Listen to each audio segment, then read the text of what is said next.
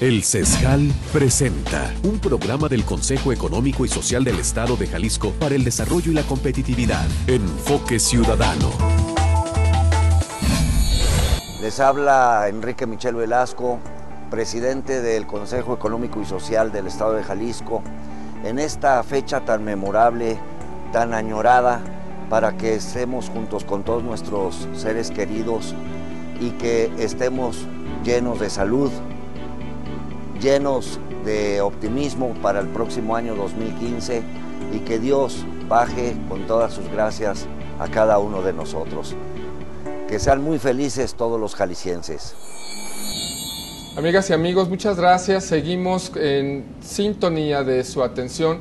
Somos el Consejo Económico y Social del Estado de Jalisco. Estamos llevando a cabo una transmisión especial desde el 9º Congreso Nacional de Organismos Autónomos de México, Jalisco 2014. El título de este congreso fue Las reformas constitucionales, retos y desafíos de los organismos públicos autónomos. Nos encontramos con el consejero presidente del Instituto Electoral y de Participación Ciudadana del Estado de Jalisco, Guillermo Alcaraz Cross. Muchas gracias, presidente, por acompañarnos. ¿Cuál es la perspectiva del Instituto Electoral y de Participación Ciudadana de haber formado parte del comité organizador de este congreso? Te agradezco primero el espacio. Imagínate, somos un grupo de entidades muy exclusivas dentro de cualquier estado democrático. Somos el esfuerzo de los estados para desvincular actividades tan importantes como es el tema electoral, como es la garantía de la transparencia de los poderes, quienes al final serán quienes tendrán que atender los temas de este tipo, quienes tendrán que responder a la ciudadanía por el cumplimiento de la ley dentro del orden precisamente de la transparencia del tema electoral. Para nosotros es afortunado que el Estado mexicano asuma este compromiso, porque al final se venía haciendo, o el origen de los temas electorales radicaba en el ejercicio de uno de los poderes, tanto en cuanto a ser una comisión electoral. Entonces, uno de los poderes se reelegía y el propio poder se calificaba. Entonces, llevar a cabo este tipo de cosas me parece que transforma a los estados, genera nuevos poderes constituidos.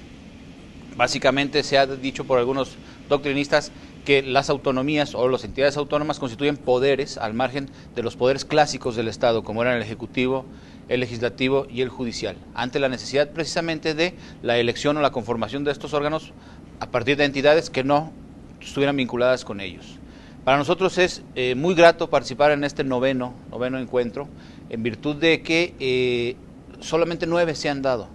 Dentro de 32 entidades, pues me parece que es relevante que Jalisco se haya constituido en el 9º convocante, ¿no?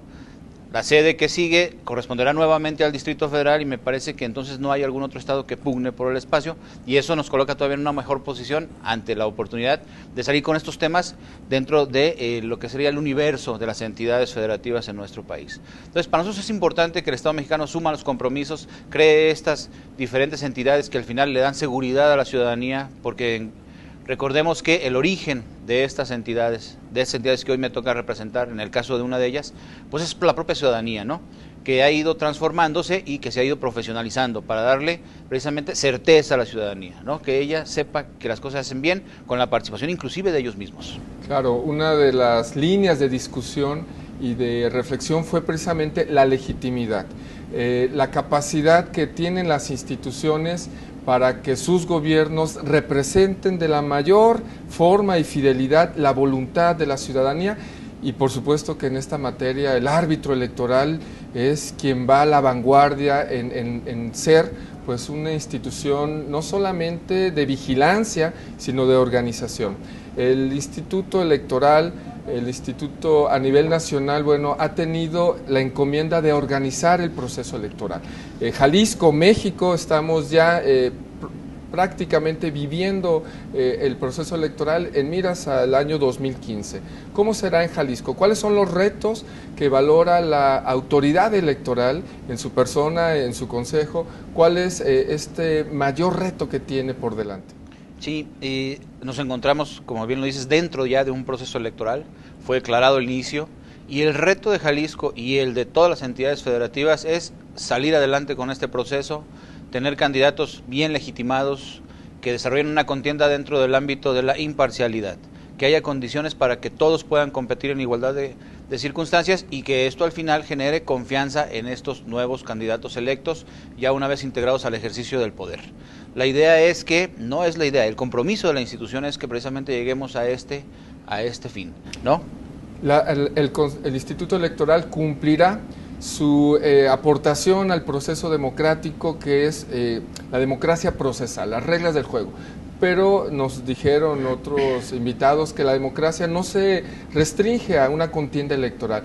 ¿Qué más tendrá que observar la ciudadanía? ¿Qué más se le exige al Estado, a Jalisco, para que se viva una democracia de calidad, de resultados y de contenidos? Sabiendo que el árbitro electoral cumplirá su parte, pero no es todo. ¿Qué más hace falta?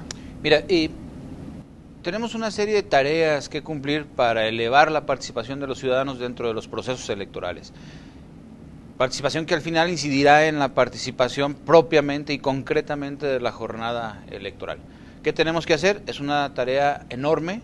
Tenemos que ciudadanizar a los jaliscienses, tenemos que crear conciencia en ellos, tenemos que pedirles que salgan reflexionando a emitir un voto, pero esto lo vamos a lograr a partir de una serie de actividades que inclusive el constituyente cede a los estados, que tienen que ver con la educación cívica y con la participación ciudadana. Tenemos un proceso enfrente, ahorita tenemos poca oportunidad de estar construyendo actividades de este tipo, precisamente porque tomamos apenas el espacio y tenemos enfrente ya la responsabilidad. Pero el compromiso de este instituto es, por supuesto, crear condiciones para que el ciudadano crezca, para que el ciudadano adquiera capacidades que le permitan luego salir a participar no solamente en los procesos electorales, que es el proceso ciudadano por excelencia, sino a los mecanismos de participación ciudadana accesorios como serían el plebiscito, el referéndum y algunas otras figuras que pudiera integrar el legislador al catálogo de oportunidades para participar e incidir en las decisiones de Estado y, por supuesto, desde las bases, desde los niños, desde los estudiantes, crear una ciudadanía, hacerlos gozar de capacidades que les permitan luego compartir esas decisiones. Esta construcción de ciudadanía, si bien tiene un papel importante las universidades, la escuela, el sistema educativo, también se vive en casa. Sabemos que la ciudadanía o el ejercicio del comportamiento de los seres humanos en la calle tiene como principio el hogar. ¿Cuáles serían los valores democráticos que se pueden fomentar en la casa, en el hogar, en la primera comunidad que tiene el ser humano? Por supuesto, pluralidad, tolerancia, ¿no? Son factores indispensables para que la ciudad pueda mantenerse tal como es, siendo la base de la convivencia sana, por supuesto, en un esquema mucho más amplio de los pueblos, ¿no? Yo creo que si enseñamos a los niños a que sean tolerantes, a que sean incluyentes, estaremos dando el gran paso para que en su momento esto se transforme en mejores ciudadanos que luego compartan estas decisiones y, por supuesto, todo dentro de una sinergia, un término que ha sido empleado constantemente dentro de este Congreso, salgamos adelante ya como Estado y como país. Estamos muy orgullosos de tener la presencia de la secretaria ejecutiva de la Comisión de Derechos Humanos del Distrito Federal, Mari Carmen Collor Vargas. Muchísimas gracias por concedernos estos minutos. Preguntarte, Mari Carmen, ¿cuál es la apreciación de la Comisión de Derechos Humanos del Distrito Federal en torno a este encuentro y cuáles fueron las principales conclusiones a las que se arribaron? Muchas gracias, primero que nada, por la invitación. Bueno, las expectativas de este Congreso yo creo que son muchas, ¿no? Tener un espacio en el que logramos que todos los organismos públicos autónomos del país converjan, sin duda es una cosa pues muy importante, ¿no? En este espacio hemos reflexionado sobre el papel que jugamos frente a la sociedad, los organismos, las tareas pendientes que tenemos, cómo podemos hacer de estos organismos cómo podemos hacer que haya mayor participación de la sociedad en los trabajos que nosotros hacemos, de la legitimidad dentro de la gobernanza en los estados de la República y a nivel federal que tenemos, y eso sin duda es una cosa muy importante. Claro, se pone un término muy importante, la legitimidad. Nos dice la academia, nos dicen los teóricos, que la legitimidad política es el consentimiento del ciudadano por el cual le otorga el derecho a gobernar a sus autoridades. México en este momento está pasando por coyunturas que han puesto sobre la mesa la crisis de legitimidad de nuestras instituciones políticas. Ante estas fallas de gobierno, ante estas fallas de las instituciones directivas del Estado, ¿cuál es el papel de instituciones como la Comisión de Derechos Humanos? Bueno, sin duda el papel que la Comisión, por ejemplo, que los organismos de derechos humanos como organismos públicos autónomos juegan es, pues, va por el tema de los pesos y los contrapesos, ¿no? Nosotros, por ejemplo, en la Ciudad de México tenemos la obligación de vigilar que las autoridades en el Distrito Federal cumplan con sus obligaciones en materia de derechos humanos, y entonces en ese momento pues nos volvemos un fiscalizador, ¿no? Como quien dice, del cumplimiento de obligaciones en materia de derechos humanos, y realizamos una labor muy importante para consolidar la democracia, en nuestro caso en la Ciudad de México, pero los organismos públicos de derechos humanos pues en todo el país. El ciudadano sin duda identifica a la Comisión de Derechos Humanos nacional o locales, la propia del Distrito Federal, como un organismo aliado. Es un organismo a donde puede recurrir y donde tiene eco de sus necesidades, de sus inquietudes. Sí, pues sin duda esa es la tarea que tenemos que realizar, ¿no? Y para eso nosotros creemos, y hoy se discutía aquí en el marco del Congreso, el trabajo con la sociedad civil es un trabajo fundamental, ¿no? El doctor Aguilar mencionaba, por ejemplo, el papel que tienen los consejos ciudadanos, sobre los consejos consultivos de los organismos públicos de derechos humanos, donde la sociedad civil tiene que tener un papel fundamental para guiar de manera conjunta con los titulares de los organismos públicos de derechos humanos hacia dónde tenemos que ir y cuáles son las problemáticas más importantes que tenemos que afrontar. Concluyó el 9º Congreso, pero se ha entregado la estafeta a la Ciudad de México, propiamente a la Comisión. El año 2015 serán ustedes sede del 10º Congreso Nacional de Organismos Autónomos. ¿Cuál es la expectativa? ¿Qué tendrá previsto el Distrito Federal para esta convocatoria? Estamos muy contentos de que el Congreso vuelva a la Ciudad de México y vuelva la Comisión de Derechos Humanos del Distrito Federal a tener un papel pues protagónico en este ejercicio. Este evento surge por iniciativa de la Comisión de Derechos Humanos del Distrito Federal, ¿no? Entonces, creemos que en el marco del 10º Congreso vamos a tener la oportunidad de pues replantear y repensar las sinergias que podemos hacer los organismos públicos autónomos en el país. En la Ciudad de México, sin duda, pues convergen varios organismos públicos, sobre todo los federales. Entonces, tú ahí creo que es una cosa muy importante. Tú mencionabas sobre la expectativa que tenemos. La expectativa es ver cómo, de cara a los retos sociales que tenemos actualmente, ¿no? Las manifestaciones que ha habido a lo largo y ancho del país por las problemáticas que tenemos, cómo los organismos públicos podemos sumar sinergias para hacer frente a estas problemáticas, ¿no? De cara al trabajo muy estrecho que tenemos que hacer con la sociedad civil. Nos quedamos con esa palabra de la sinergia, de la unión de esfuerzos, de recursos, de capacidades, pero lo más importante, de voluntad y de incidencia en la voluntad política de los gobiernos para que sean eficaces en sus funciones de dirección. Pues con estas palabras agradecemos mucho tu participación. Les pedimos, amigos, que continúen con nosotros. Estamos en la conclusión del programa del Congreso Nacional de Organismos Autónomos de México, Jalisco 2014. No se vayan.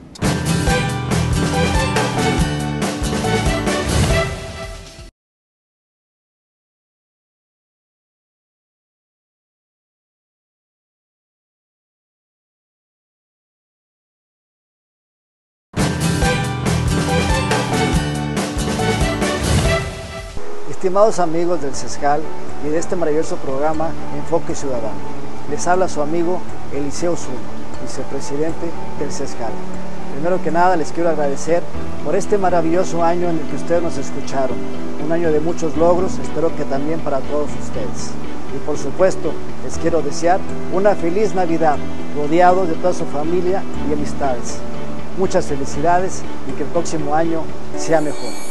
Nos encontramos en el 9º Congreso Nacional de Organismos Autónomos de México, Jalisco 2014. Esta oportunidad en que diversos actores, interesados, expertos en la vida institucional de nuestro país se encuentran en el Hotel Hilton, en esta Feria Internacional del Libro de Guadalajara, para poder discutir qué son los organismos autónomos de México, hacia dónde van y cuáles son sus oportunidades de fortalecimiento a la vida democrática de nuestro país.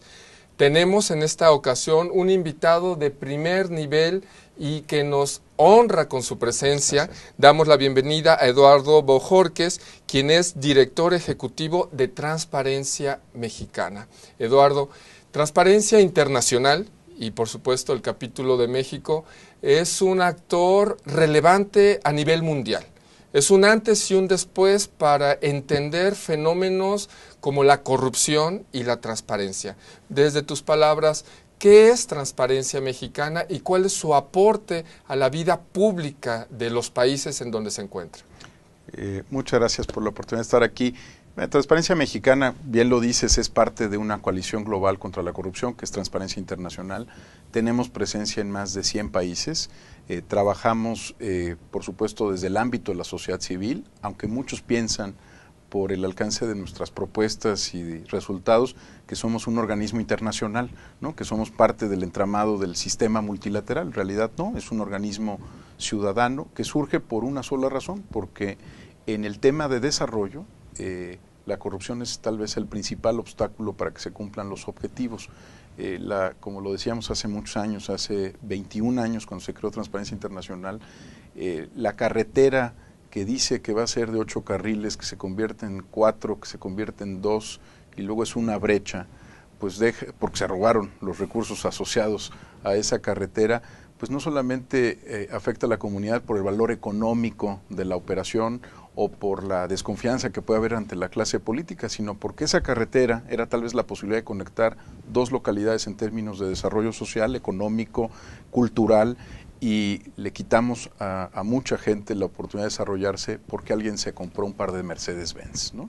Entonces por eso surgimos como un organismo que busca poner el dedo en este asunto, hablar de impunidad, cosa que no se hace con frecuencia o no se hacía hace algunos años, de corrupción, cosa que los multilaterales incluso tenían prohibido en su discurso. Se hablaba del factor C, hasta 1993 no podías hablar de que un proyecto tenía corrupción, guardabas secreto alrededor de este tema, y hablar de otros asuntos como gobierno abierto, parlamentos abiertos, temas que son la agenda futura que vivirá nuestro país en los próximos años y que todavía están pues en la cocina, en la parte intelectual, conceptual, y que se están empezando a desarrollar experiencias prácticas. Yo diría que hacemos eso. De alguna manera engloba muchas otras actividades. Por supuesto, ¿no? Y que revela a través de sus esfuerzos de investigaciones, de documentos, el índice o los diferentes índices que, insisto, han significado en la vida pública de los países, de los académicos, de las instituciones garantes,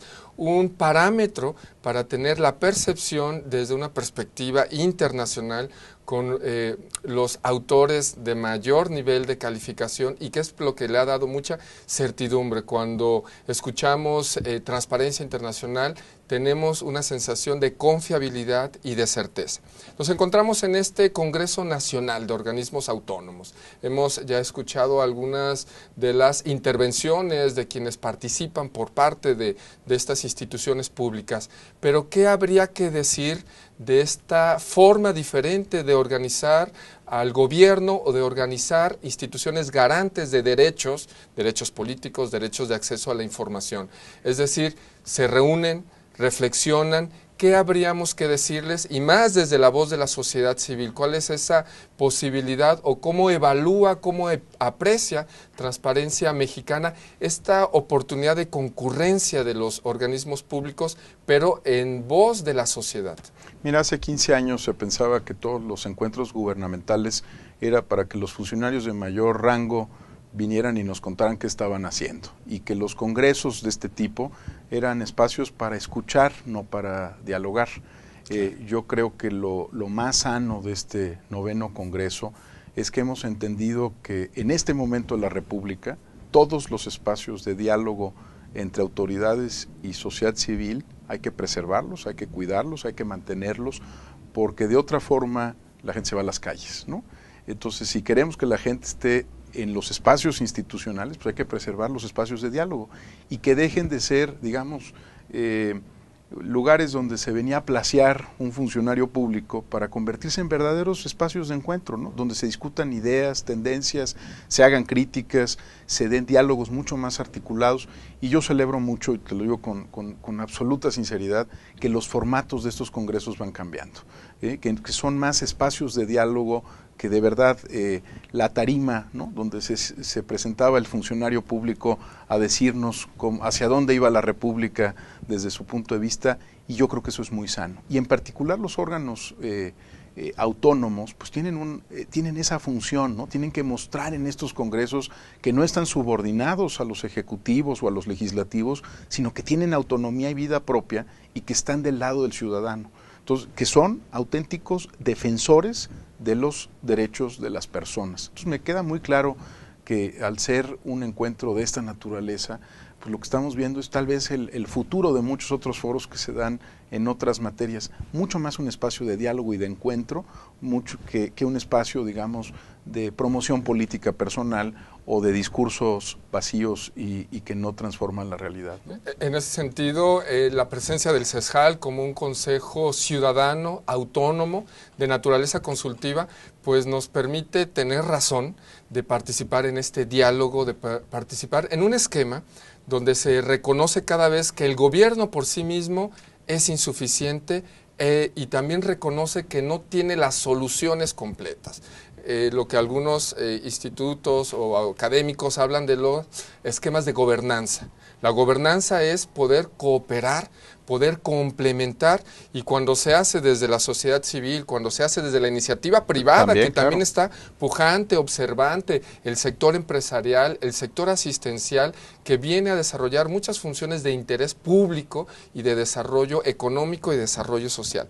Ahora bien, vemos con este Congreso y vemos con reformas legislativas, con una amplia dinamismo de la maquinaria institucional de nuestro país, pues que hay órganos garantes, hay leyes, hay dispositivos, hay fiscalías, hay procuradurías, pero sigue habiendo corrupción, sigue habiendo impunidad, sigue habiendo falta de responsabilidad republicana y democrática en quienes ejercen un cargo público por designación como funcionarios o por representación electoral. ¿Qué está pasando? ¿Qué está fallando? ¿Qué es lo que hace falta no solamente a México, sino a los países que tienen estos retos por frente?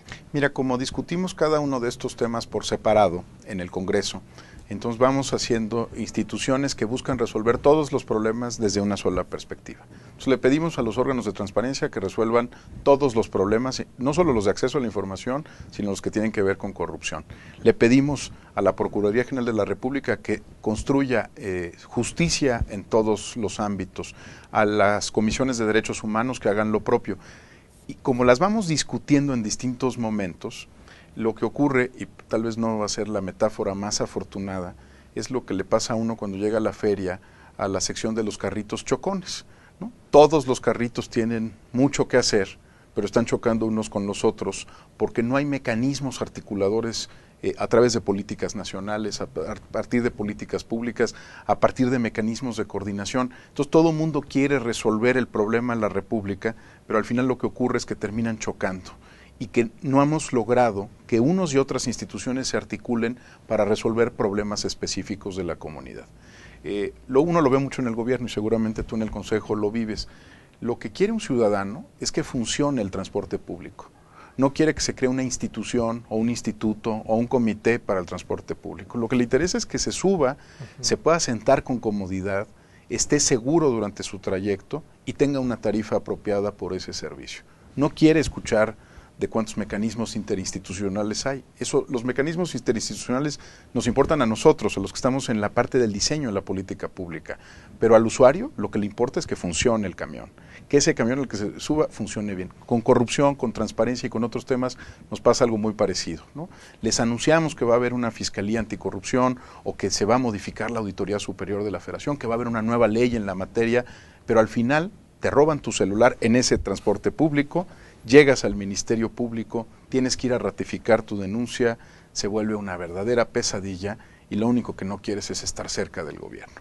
Entonces, mi impresión es que no hemos logrado que las instituciones se coordinen para resolver problemas concretos.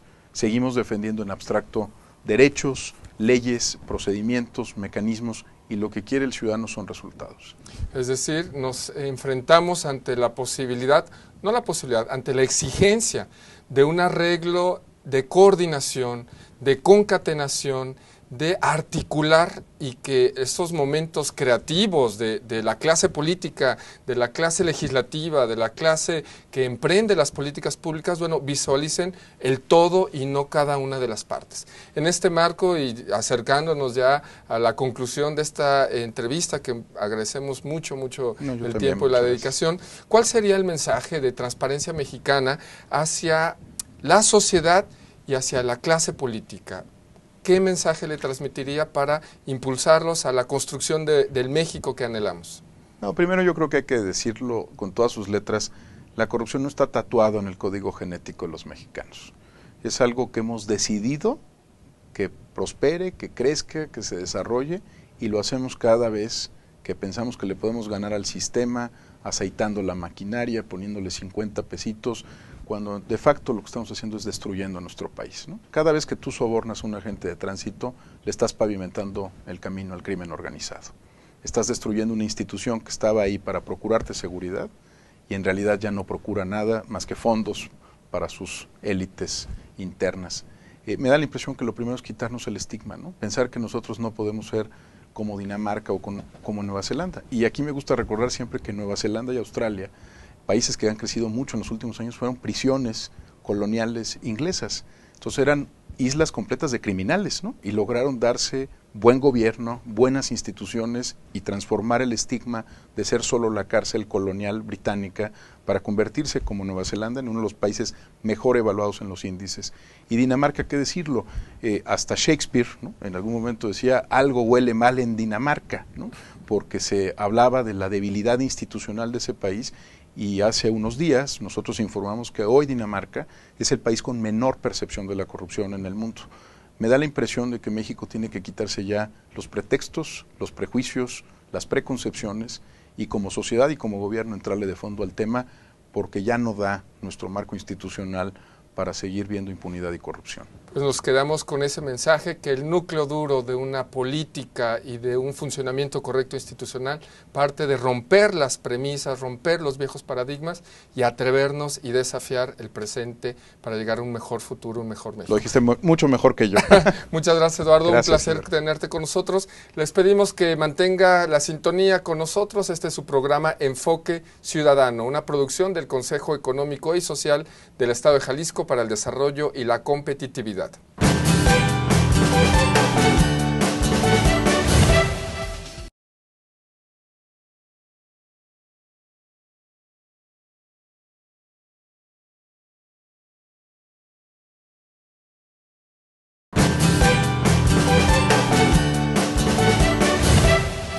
Estimados amigos, les habla Arturo Guillén, vicepresidente del sector social del Consejo Económico y Social de Jalisco.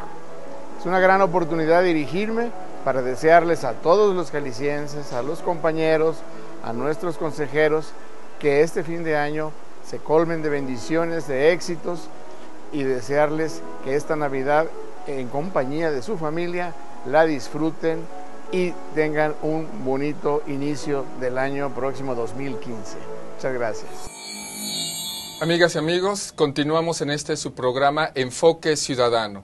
Estamos en una transmisión especial en el 9º Congreso Nacional de Organismos Autónomos de México 2014.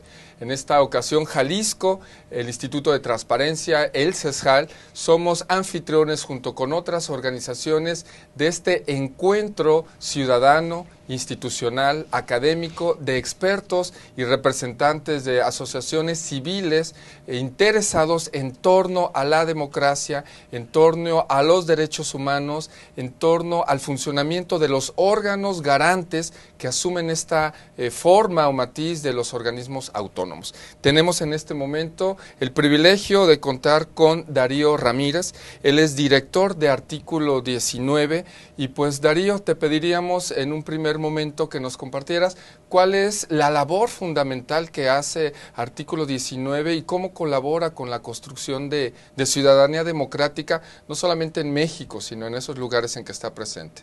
Pues muchas gracias por la invitación al programa. Artículo 19 es una organización inglesa fundada hace 29 años. La sede está en Londres. Tenemos oficinas en diferentes partes del mundo. México y Brasil son las dos de América Latina, pero también tenemos en África y en Asia.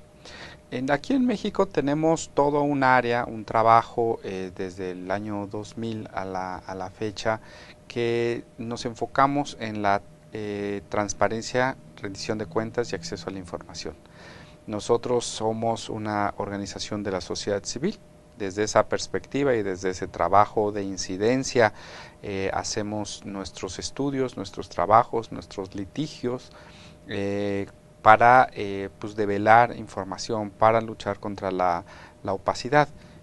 Casos, digamos, trascendentales está, por ejemplo, el litigio sobre revelar averiguaciones previas en la masacre de 72 migrantes de San Fernando, Tamaulipas. Fue o está siendo un litigio contra el IFAI, contra la PGR.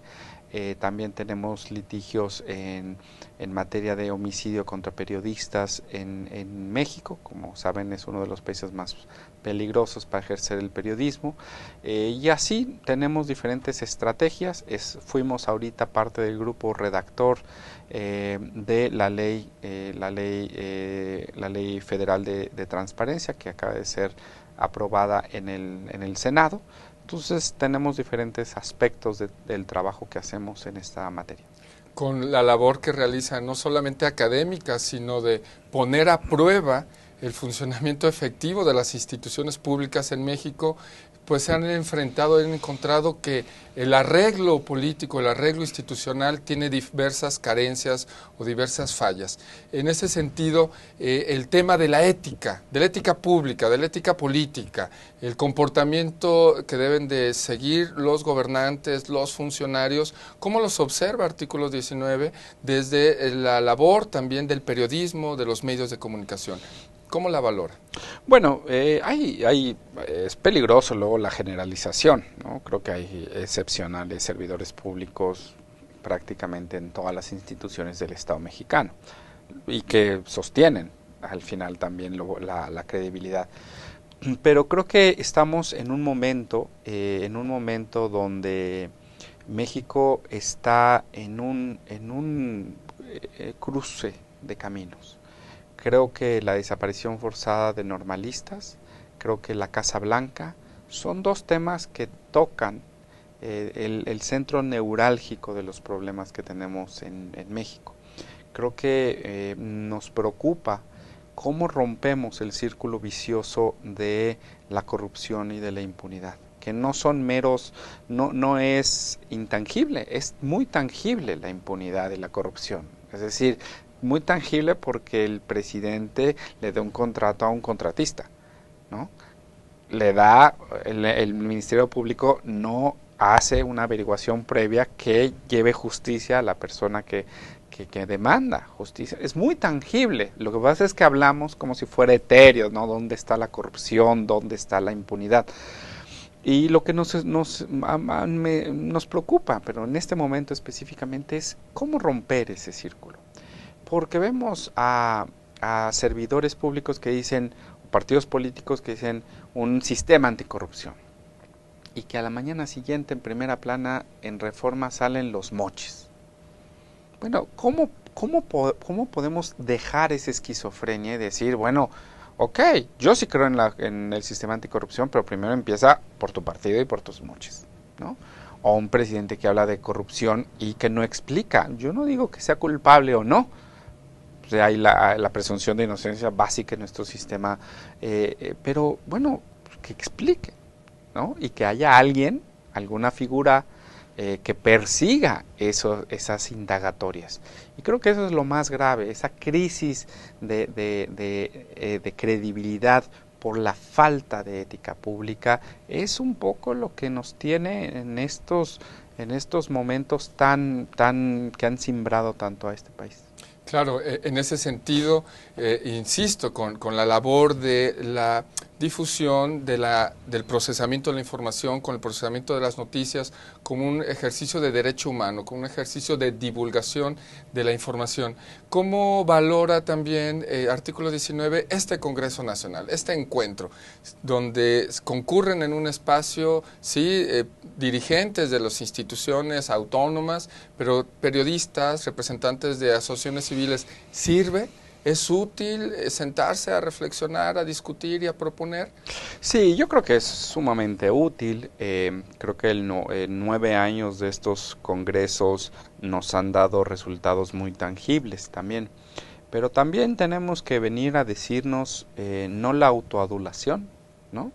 No los problemas en etéreo, sino decir verdaderamente qué está pasando. Y yo ahora en la plenaria que estaba con tres muy célebres defensores de la transparencia, me dirigía a los miembros de estos órganos autónomos porque también en toda esta falta de reconocimiento de responsabilidades y asumir esas responsabilidades, la palabra autónoma pues parece que genera una institución inmaculada de entrada, ¿no? Y creo que nos hemos confundido en qué verdaderamente es lo autónomo, cómo se ejerce esa autonomía, porque no es de ninguna manera ningún cheque para que hagan pues, lo que sea. Y yo lo veía, y ahí creo que pues, me considero una persona que crítica en ese sentido. Es decir, tenemos a los servidores públicos de estos organismos decirles, ustedes tienen una responsabilidad muy grande. Y no son servidores del gobierno, son servidores en esos casos. De lo que se está luchando ahorita en el Congreso de la Unión es que los órganos garantes sean autónomos para que no haya esas influencias políticas que pueden determinar una u otra decisión en materia, por ejemplo, de revelar información de interés público. Hay mucho que hacer en esa materia, pero este tipo de congresos creo que nos debe de seguir para generar una unión y evidentemente decir, esta es nuestra agenda para tener, digamos, para limpiarnos de estática, de muchos intentos de influencia de una pues, claramente decisión que debe ser autónoma. Con esta precisión semántica nos ayudas a contextualizar y a valorar, pero también nos llevas a recordar el valor de la moralidad institucional. Por supuesto que las instituciones funcionan cuando sus representantes hacen las cosas correctamente, pero cuando su diseño está correctamente estructurado. Nos acercamos al final de esta entrevista. Darío, un mensaje para Jalisco. ¿Qué le dirías a los jaliscienses? Bueno, que no hay que cejar en el intento de hacer mejores instituciones de Estado. Es una labor permanente, hay avances, hay retrocesos. Jalisco siempre ha estado muy bien rankeado en materia de transparencia, cosas que hacer todavía, evidentemente, pero es un momento en el que necesitamos un sistema no solo de transparencia, sino de combate a la corrupción, de trabajo con servidores públicos, que creo que podría ser todo un liderazgo desde el Estado, ¿no?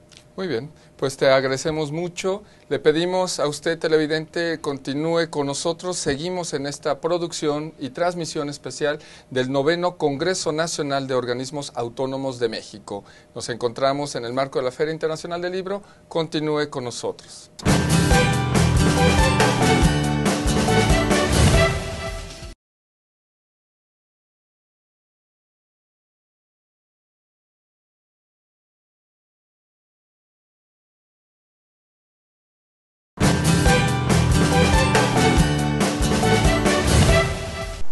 ¿Qué tal? Les saluda Adalberto Ortega Solís, soy el vicepresidente del sector académico asistencial del CESJAL. a todos nuestros amigos de Enfoque Ciudadano, les deseo en esta Navidad todo lo mejor y que el año que entra sea verdaderamente próspero y que todos los mexicanos sigamos unidos y pensando en el futuro primero de nuestro estado de Jalisco y obviamente de nuestro querido México. Que todo para ustedes sea bienestar y beneficio. Que Enfoque Ciudadano siga siendo un programa de televisión que llegue a sus hogares y que sobre todo les impulse a que sigamos unidos, con solidaridad y sobre todo con espíritu ciudadano. Gracias.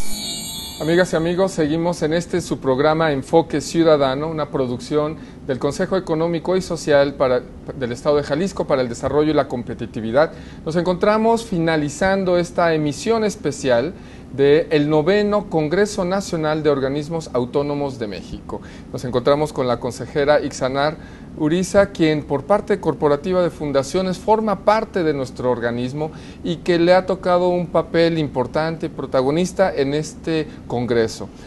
Consejera, ¿cuál fue su apreciación en el panel en el que estuvo hace unos momentos? Bueno, pues muchas gracias, Gil. Buenas noches a tu auditorio. Afortunadamente me tocó compartir con Mari Carmen Color, que ella venía de la Comisión Estatal de Derechos Humanos del Distrito Federal, con Augusto Chacón, el director de Jalisco ¿Cómo Vamos?, y con José de Jesús Gutiérrez de la Red Ciudadana.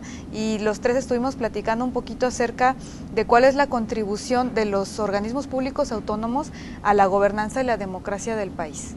Entre las discusiones que se han presentado, las reflexiones, han llegado conclusiones importantes. Se ha mencionado que los organismos públicos autónomos, esta evolución de la forma tradicional de gobierno, responden a dos necesidades o circunstancias muy concretas. El doctor Luis F. Aguilar, que estuvo con nosotros también aquí, señaló que por un lado los organismos públicos autónomos buscan eficientar, hacer más efectiva y concreta la función directiva de los gobiernos. Se reconoce que la necesidad de crear instituciones especializadas en organización de elecciones, en protección de los derechos humanos, en protección de la información personal o la divulgación y el acceso a la información pública, surge como una respuesta ante la deficiencia o insuficiencia de los poderes tradicionales del Estado. Pero también nos hablaba de la importancia de la legitimidad política que los gobiernos enfrentan cuando también han fallado en su conducta, en su comportamiento. ¿Cómo apreciamos desde la sociedad civil este reto? Que los organismos autónomos, CESJAL es un organismo autónomo, ciudadano de naturaleza consultiva, ¿cómo pueden contribuir o cómo pueden fortalecer desde la sociedad civil la legitimidad de la acción de gobierno? Yo creo que un aspecto muy importante de los organismos públicos es precisamente la autonomía, ¿no?, de los OPAs. Yo creo que afortunadamente esto consiste en una evolución de la manera en la que entendemos la relación entre gobierno y sociedad civil y que nos permite también distanciarnos un poquito de ciertas dinámicas que han quedado obsoletas, pero que también han perdido legitimidad y que han perdido la confiabilidad de la ciudadanía. Entonces los OPAs tienen como esta gran oportunidad y reto también de efectivamente convertirse en el vaso comunicante entre lo que la sociedad demanda, solicita, exige y necesita de su gobierno. Los organismos públicos autónomos, que además suelen tener un carácter técnico muy alto y que entonces se guían por criterios no tanto del aspecto político, que eso también es saludable, y pues obviamente el aparato gubernamental en el sentido más amplio. Sí, precisamente esto ha sido uno de los temas recurrentes.